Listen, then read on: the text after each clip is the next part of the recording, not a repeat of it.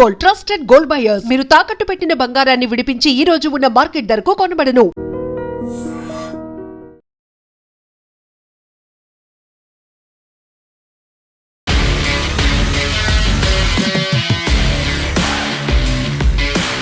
నమస్తే, welcome to iDream weekend update with Kavitha. వరుసగా 8వ రోజు కూడా ఇరాన్ మీద అమెరికా ఇజ్రాయెల్ యుద్ధం కొనసాగుతోంది. ఇరాన్ మాత్రం లొంగట్లేదు. అమెరికా ఇజ్రాయెల్ గట్టి పట్టుతో మాత్రం యుద్ధాన్ని ఇంకా కొనసాగిస్తూనే ఉన్నాయి. ఇజ్రాయెల్ ఎందుకని అమెరికాని ఇందులోకి లాగింది, ఏం కోరుకుంటోంది? ఇరాన్ కి ఖమేనీ హత్య తర్వాత, ఖమేనీ చనిపోయిన తర్వాత ఇరాన్ కు ఉన్నటువంటి బలం ఏంటి? మనతో పాటుగా ఉన్నారు centre for human security studies founder doctor Ramesh Kanneganti గారు. రమేష్ గారు, నమస్కారం అండి. నమస్తే కవిత మేడం గారు. ఇరాన్ నుంచి అమెరికా ఏమి ఆశిస్తున్నది, లేదా అమెరికా చేసే పనుల మీద ఇరాన్ ఏ విధంగా రియాక్ట్ అవుతుంది అనేది, లేదా అమెరికా ఇజ్రాయెల్ కలిసి ఇరాన్ ని మీద చేసిన దాడిలో Iran supreme leader Ayatollah Khomeini మరణించడం జరిగింది. 28 ఫిబ్రవరి 2026 నుంచి ఇవాళ 7th మార్చ్ 2026 హైదరాబాద్ లో మనము at about around 1:10 in the afternoon ఈ లాస్ట్ 7.5 days ఏదైతే ఉందో 7 days చాలా geo political, geo technological, geo economic, geo strategic అంశాల్లో ఎన్నో చేంజ్లు, new permutations and combinations have emerged Kavitha madam. దీంట్లో భాగంగా అన్నిటికన్నా బాగా దెబ్బతిన్నది ఎనర్జీ సెక్యూరిటీ. ఎనర్జీ సెక్యూరిటీతో పాటు ఫుడ్ సెక్యూరిటీతో పాటు అసలు హ్యూమన్ సెక్యూరిటీ అట్ లార్జ్, అంటే మానవ రక్షణ, మానవ భద్రత 21వ శతాబ్దంలో ఈ యుద్ధ రీతి, యుద్ధ నీతి రెండు మారిపోవటం మూలాన మానవ రక్షణకు చాలా విఘాతం కలిగించింది మేడం. కవిత మేడం గారు, ఇరాన్ లో అయితే దరిదాపుగా 3,000-4,000 మంది పైగా చనిపోవడం జరిగింది. తర్వాత ఇజ్రాయెల్లో కూడా కొంత ప్రాణ నష్టం ఉంది. అమెరికాలో చాలా తక్కువ ప్రాణ నష్టం ఉంది. కానీ మరి ఇరాన్, అమెరికాకు సంబంధించిన మిలిటరీ బేసెస్ ఎక్కడెక్కడైతే ఉన్నాయో, అంటే గల్ఫ్ కోఆపరేషన్ కౌన్సిల్ కంట్రీస్ అయిన UAE, Qatar, Oman, Saudi Arabia, తర్వాత అబుదాబి, అంటే యుఏఈలోని అబుదాబి, దుబాయ్, ఈ నగరాల మీద అమెరికన్ స్థావరాల మీద ఇరాన్ దాడి చేయటం జరిగింది.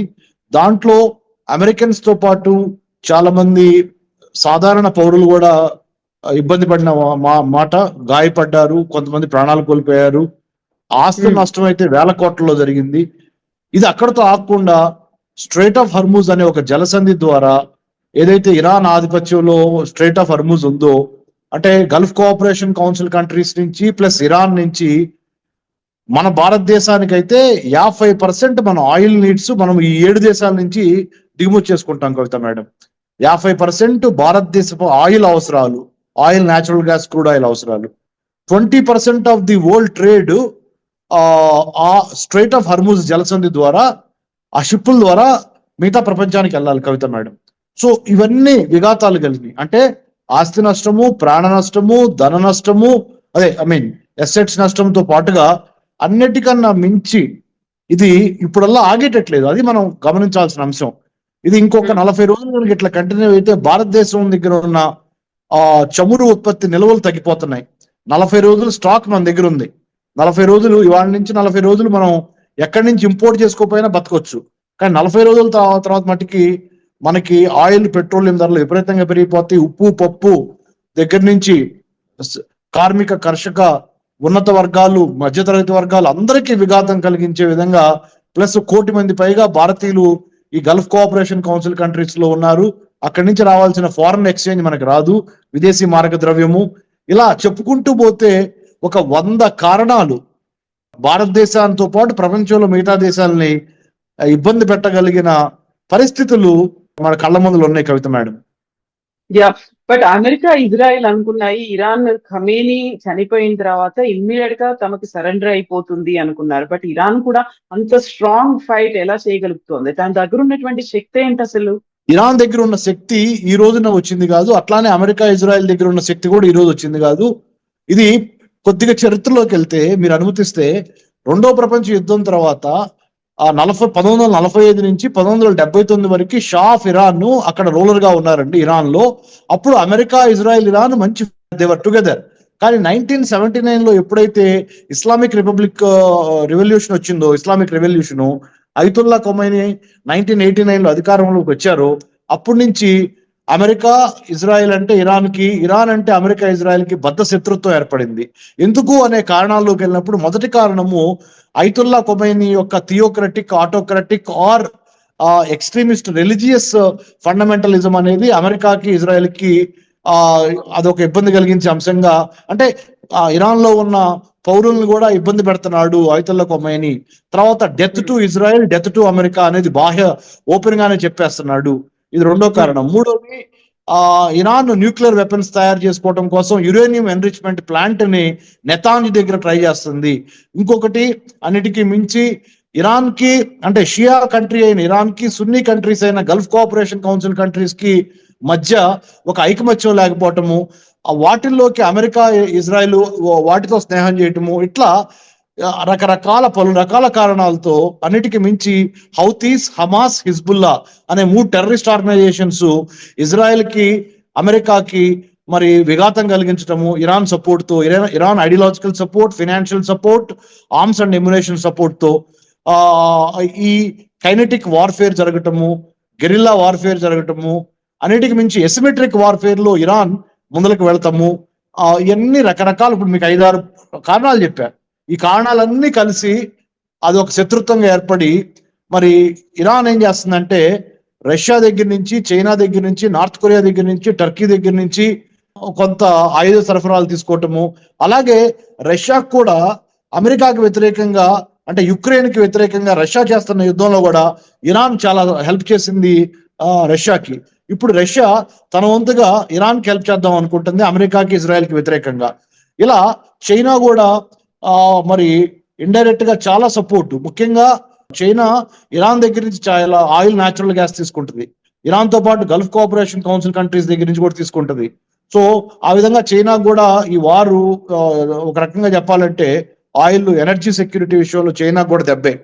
మరి అమెరికా యొక్క బిగ్ ప్లాన్ ఏంటి? బిగ్గర్ పిక్చర్ లో ఎట్టి పరిస్థితుల్లో రష్యాని, చైనాని ఇరుకాటంలో పెట్టాలంటే ఇరాన్ ని కొడతం ద్వారా ఎనర్జీ సెక్యూరిటీ విషయంలో చైనాకి దెబ్బ తగిలిద్ది, మిగతా విషయాల్లో రష్యాకి దెబ్బ తగులుద్ది. అన్నిటికీ మించి ఈ మిడిల్ ఈస్ట్ లో, లేదా మన భారతదేశం వైపు చూసినప్పుడు దీన్ని వెస్ట్ ఏషియా అంటారు, అమెరికా వైపు నుంచి చూసినప్పుడు దీన్ని మిడిల్ ఈస్ట్ అంటారు, మధ్యప్రాచ్యం అంటారు. ఈ 22 middle eastern countries plus north Africa, Meena reason అంటారు. మీనా అంటే MENA, అంటే middle east and north Africa reason లో అమెరికా తన ప్రాబల్యాన్ని పెంచుకోవడానికి ఈ ఇరాన్ దెబ్బతీయటం ద్వారా, రెజ్యూమ్ చేంజ్ చేయడం ద్వారా, డీన్యూక్లియరైజేషన్ ఆఫ్ ఇరాన్ చేయడం ద్వారా ముందరికి వెళ్దాం అనేది America game plan. So America దగ్గర ఎంత, ఇప్పుడు 1.1 మిలియన్ ఫుట్ సోల్జర్స్ ఉన్నారు, అంటే వాళ్ళ ఆర్మీ ఉంది. ఇరాన్ దగ్గర అంత ఆర్మీ లేకపోయినప్పటికీ డ్రోన్స్, లేకపోతే ఈ మిసైల్స్, వీటి మీద కొంత లాస్ట్ 10-15 years లో అది బాగా డెవలప్ చేసుకుంది. ఇలా చూసినప్పుడు, మిలిటరీ పరంగా చూసినప్పుడు Iran is a weak country when compared to America and Israel. ఇది ఈ సిమెట్రిక్ వార్ఫేర్ చూసినప్పుడు, అంటే state to state war, military to military war చూసినప్పుడు Iran is weak. But when it comes to asymmetric warfare, అంటే guerrilla type వెళ్ళి కొడతాము, Houthi, Hamas, Hezbollah లాంటి terrorist organizations ఉపయోగించి అమెరికన్ బేసెస్ మీద, అమెరికన్ ఎంబసీస్ మీద, ఇజ్రాయెల్ మీద, Israeli embassies around the world మీద, అట్లా ఒక గొప్ప అవకాశంగా దీన్ని ఎసిమెట్రిక్ వార్ఫేర్ లో ఇరాన్ ఉపయోగించుకోవాలనుకుంటున్న మాట వాస్తవం అండి కవిత గారు. బట్ అంత కోపం అనేది ఎందుకు వచ్చింది ఇరాన్ మీద, ఇజ్రాయెల్ మీద ఇరాన్ కి? ఒకరికొకరిని లేపేసుకోవాలి అనడం, అధ్యక్షుల్ని, సుప్రీంలను కూడా లేపేయడం అనేది. అదే మేడం, 1979 లో అమెరికాకి సంబంధించిన ఒక 52 మందిని ఇరాన్ లో బందీలుగా తీసుకున్నారు, ఇరానియన్ స్టూడెంట్ లీడర్స్. అప్పుడు 444 రోజుల పాటు అమెరికా ఇరాన్ ని బతిలాడుకోవాల్సి వచ్చింది ఆ 52 మందిని ప్రాణాలతో బయటికి విడిచిపెట్టడం కోసం. అప్పుడు స్టార్ట్ అయింది మేడం ఇది. అక్కడి నుంచి ఇక రకరకాల కారణాలతో చెప్పాను కదా, over a period of time Iran ఏమో నేను తయారు చేసే న్యూక్లియర్ వెపన్స్ సివిలియన్ పర్పస్ కోసము, ఎలక్ట్రిసిటీ, ఎనర్జీ సెక్యూరిటీ కోసం అంటది. అమెరికా, ఇజ్రాయెల్ ఏమంటది, నువ్వు తయారు చేసే న్యూక్లియర్ వెపన్స్ మా మీద వేయటానికి. కాబట్టి అది. ఇంకో ఇస్లామిక్ ఛాందసవాదము, థియోక్రటిక్ రూలు అయతుల్లా ఖొమైనీ చేస్తున్నాడని అమెరికా అంటది. ఇరాన్ ఏమంటది, మా రూల్ మేము ఎట్లా చేసుకుంటే నీకెందుకు, ఏమన్నా తేడా వస్తే మా ప్రజలు మమ్మల్ని తీసేస్తారు, అంతేగాని మీరెవరు మాట్లాడతాను కానీ ఇరాన్ అంటది. ఇప్పుడు మీకు 3 కారణాలు చెప్పా. 4వ కారణము, ఇస్లామిక్ వరల్డ్ లో యూనిటీ లేదు. ముస్లిమ్స్ అందరూ కలిసి ఉంటే బాగుండేది, కలిసి లేకపోవటం మూలంగా ఆ డివైడ్ అండ్ రూల్ పాలసీని యూరోప్ గాని అమెరికా గాని ముస్లిం వరల్డ్ మీద వాడి సున్నీ ముస్లిమ్స్ ని షియా ముస్లిమ్స్ ని వేరు చేసి, ఆ అంటే వీళ్ళు వేరు చేయక్కర్లా, ఆల్రెడీ వాళ్ళకి వాళ్ళే వేరుగా ఉన్నారు. ఎందుకు, వాళ్ళ మైండ్ సెట్స్ డిఫరెంట్. ఇద్దరికి దేవుడు అల్లా అయినా కానీ అల్లాని ప్రార్థించే పద్ధతులు, లేకపోతే కొన్ని బిలీఫ్స్, కొన్ని religious beliefs are extremely diametrically అంటే ఆపోజిట్ టు ఈచ్ అదర్. ఆ విషయంలో వాళ్ళిద్దరి మధ్య సఖ్యత లేదు. కాబట్టి దాన్ని ఒక రీజన్ గా తీసుకొని కూడా ఇరాన్కి బుద్ధి చెప్పాలి అని అమెరికా ఇజ్రాయెల్ భావించటము. తర్వాత జూయిష్ స్టేట్, అంటే ఇజ్రాయెల్ జూయిష్ స్టేట్, జుడాయిజం, ఆ జుడాయిజానికి దెబ్బ కొట్టాలి. ఎందుకంటే లేకపోతే ఇజ్రాయెల్ చుట్టుపక్కల ఉన్న లెబనాన్ మీద, జోర్డాన్ మీద, సిరియా మీద, ఈజిప్ట్ మీద, పాలస్తీనాలో ఉన్న గాజా ఏరియాని, వెస్ట్ బ్యాంక్ ఏరియాని, వీటన్నిటి మీద ఇజ్రాయెల్ ఆధిపత్యం చెలాయిస్తుంది. కాబట్టి ఇజ్రాయెల్ని రెడ్ సీలో, ఎర్ర సముద్రంలో కలిపేయాలి ఇజ్రాయెల్ని అనేది ఒక స్టేట్ పాలసీగా ఇరాన్ తీసుకుంది అని ఇజ్రాయెల్ భావిస్తుంది. అలా ఇట్లా రకరకాల America Israel very good friends, very very thick allies. Judo Christian values వాళ్ళు బాగా కలిసి వచ్చినాయి. Jesus Christ was a zoo. Once Jesus Christ crucified, people who believed in him have become Christians. And అందుకనే Christianity world కి Jewish అంటే Israel state కి జుడాయిజానికి అవినాభావ సంబంధం ఏర్పడటానికి కారణం అది. కానీ ఒక రకంగా చూస్తే అబ్రహామిక్ రిలిజియన్స్ వీళ్ళందరూ ఎవరు, ఇస్లాం గాని జుడాయిజం గాని, అంటే అబ్రహం అనే దేవుడు, అబ్రహం అనే ఒక వ్యక్తి సంతతిలో నుంచి వచ్చిన ఐజాక్, ఇస్మాయిల్ సంతతోళ్ళేమో ముస్లిమ్స్ అయ్యారు, ఐజాక్ సంతతోళ్ళేమో ఈ జూయిష్ పీపుల్ అయ్యారు.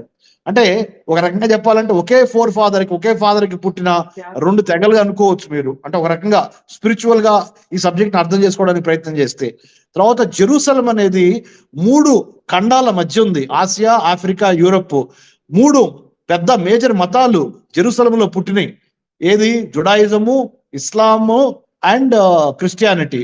అంటే జుడాయిజానికి ఫేమస్ అయిన జెరూసలము, తర్వాత జీసస్ క్రైస్ట్ ఫేమస్ అయిన church of nativity, Dolorosa, red sea, dead sea, sea of Galilee, ఇవన్నీ పవిత్రమైన ప్రదేశాలు క్రిస్టియన్స్ కి. అలాగే ఓల్డ్ బైబుల్ అంటే ఓల్డ్ టెస్టిమెంట్ ఫాలో అయ్యే జూయిష్ పీపుల్ కి, తోరా ఫాలో అయ్యే జూయిష్ పీపుల్ కి Jerusalem is the centre of the planet earth. ఆ విధంగా వాళ్ళకి అది ఇంపార్టెంట్. మరి ఇస్లాంకి ఎట్లా ఇంపార్టెంట్ అంటే మక్కా మదీనా తర్వాత 3వ అతిపెద్ద హోలీ ష్రైన్ అలక్సా మాస్క్ జెరూసలంలో ఉంది.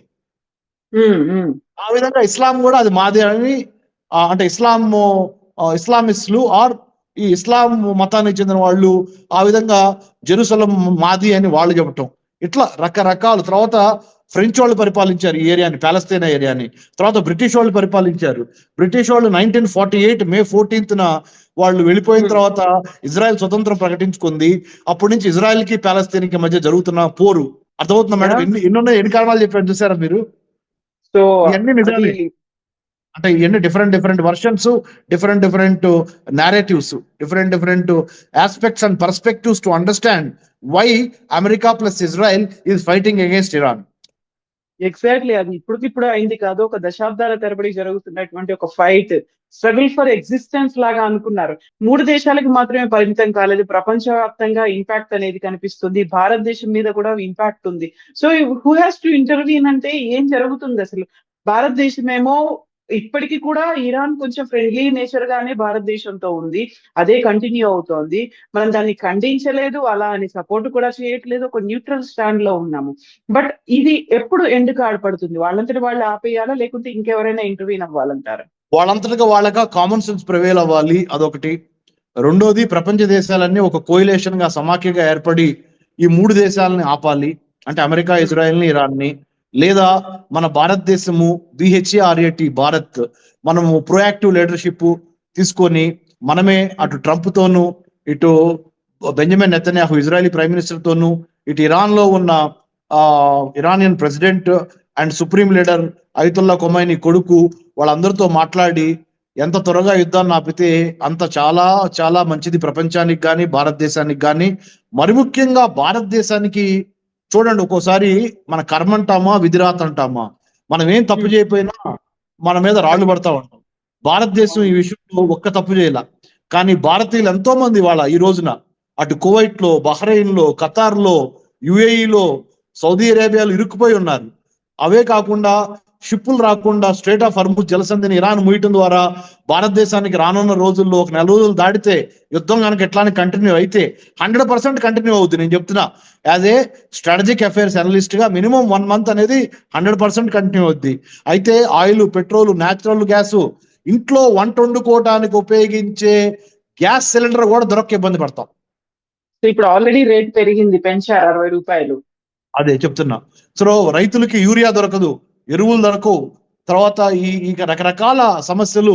తర్వాత మనకి భారతదేశంలో 140 కోట్ల మంది జనాభాలో 25 కోట్ల మంది మైనారిటీ కమ్యూనిటీ ఉన్నారు.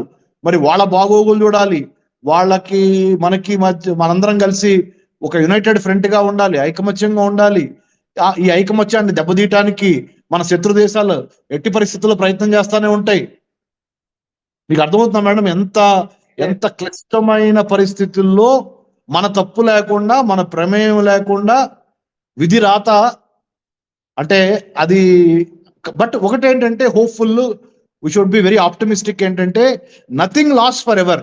కష్టమైన సుఖమైనా ఏదైనా సరే దానికి ఒక టైం పీరియడ్ ఉంటుంది, అంతే, ల్యాప్స్ అయిపోద్ది. కాబట్టి మనం భయపడాల్సింది ఏం లేదు. దేవుడు, ధైర్యము అనే 2 ఆయుధాలతో మన యొక్క సామధాన భేద దండోపాయాలు, దౌత్య నీతితో అంతర్జాతీయ సంబంధాలని కూలంకుషంగా అర్థం చేసుకొని సామం, దానం, భేదం, దండంతో, ఒక ప్లాన్ తో, ఒక ప్రిపరేషన్ తో మనం మంచి పీస్ ప్లాన్స్ ని డివైడ్ చేసి ప్రపంచ దేశాలను ఒక చోట కూర్చోబెట్టి, ఎట్టి పరిస్థితుల్లో ముఖ్యంగా ఈ 3 దేశాలను ఒక చోట కూర్చోబెట్టి అమెరికా, ఇజ్రాయెల్, ఇరాన్ ని మనం ప్రయత్నం చేయాల్సిన అవసరం ఉంది. సక్సెస్ అవుతామా ఫెయిల్ అవుతామా అది వేరే విషయం. కానీ భగవద్గీతలో శ్రీకృష్ణుడు చెప్పినట్టు మన కర్మ మనం చేయాలి. మంచి కర్మ చేస్తే మంచి ఫలితాలు ఇవాళ కాకపోతే రేపైనా వస్తాయి. So we should not spare any effort, we should not leave any stone unturned. అంటే ప్రతి ప్రయత్నం చేసి, విశ్వ ప్రయత్నమైనా చేసి భారతదేశం ఒక విశ్వ గురువుగా ప్రపంచంలో తన మేధోశక్తితో మరి ముందుకెళ్ళి ఈ యొక్క సమస్యకి త్వరగా పరిష్కారం తీసుకే దిశగా మోడీ గారి నాయకత్వము, అజిత్ దోవల్ గారి మరి మేధస్సు, జయశంకర్ గారి యొక్క దౌత్యము అన్ని ఫలించాలని మన అందరం కలిసి ఒకే జెండా, ఒకే ఎజెండాతో ముందరికెళ్లాలని 2047 వికసిత్ భారత్ కల్లా 100 years కంప్లీట్ చేసేటప్పటికల్లా India should be number 1 by all means, by any standards అనే విధంగా ఎదగాలని నా కోరిక మేడం. మీ కోరిక మన 140 crore భారతీయుల కోరిక. Thank you so much Ramesh గారు, నిజంగానే. Thank you madam. జై హింద్. Doctor Ramesh Kanniganti, centre for human security studies. Thank you అండి. Thank you Kavitha madam.